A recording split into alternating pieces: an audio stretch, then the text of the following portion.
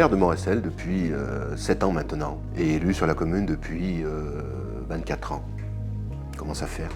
Nous sommes une petite ville, je serais tenté de dire, à la campagne.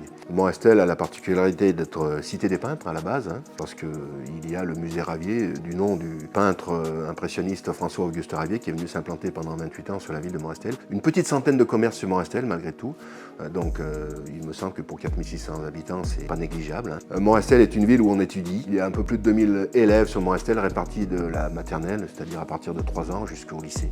La vie associative à Montrestel fonctionne très très bien parce qu'on a les hommes et les femmes pour mener tout ça. Nous avons une zone industrielle et artisanale où il y a un millier d'emplois, me semble-t-il, où il y a d'ailleurs le cabinet Ellipse. Montrestel est une ville où il y a notre marché dominical, donc le dimanche matin, 120 forains qui viennent. La ville est complètement fermée et piétonne, donc ça permet aux gens le dimanche matin de pouvoir déambuler tranquillement et de faire leurs emplettes. Nous sommes la seule ville de l'Isère à avoir obtenu le label 4 fleurs et ce depuis 18 ans maintenant. L'année dernière, nous avons eu aussi au niveau national, nous sommes la seule ville de France d'ailleurs à l'avoir eu, toujours concernant les fleurs, à avoir eu le label qualité de vie. Ce n'est pas que le travail de la commune, les fleurs, c'est aussi le travail des Montrestellois qui fleurissent leur balcon, qui fleurissent leur jardin.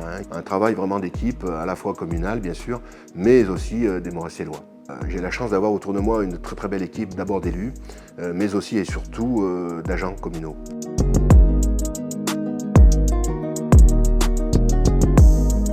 Qu'est-ce qui est de plus important pour un maire que de développer son urbanisme? Tout passe par un géomètre, bien souvent. C'est le géomètre qui va nous dire ici on peut faire, ici on ne peut pas faire, etc., etc. On s'appuie beaucoup sur le géomètre et je ne vous cache pas qu'à Montrestel on est bien servi, évidemment, avec le cabinet Ellipse, et d'autant plus que mon premier adjoint, qui est Wilfried Maduli, est le patron d'Ellipse.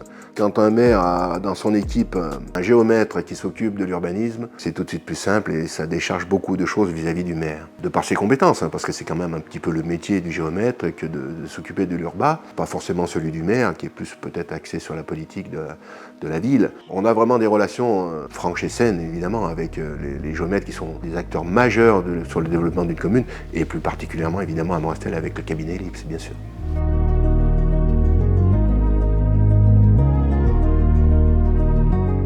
Évidemment de voir que le cabinet Ellipse, même s'il y a des moments qui sont un petit peu plus difficiles que d'autres, parce que c'est beaucoup lié au bâtiment aussi, quand le bâtiment va, tout va, c'est bien connu tout ça, mais force est de constater que le cabinet, 50 ans après, il est toujours là. Je me répète peut-être, mais c'est le fruit du travail de tous ceux qui ont travaillé à l'intérieur de ce cabinet, et notamment la direction, bien sûr.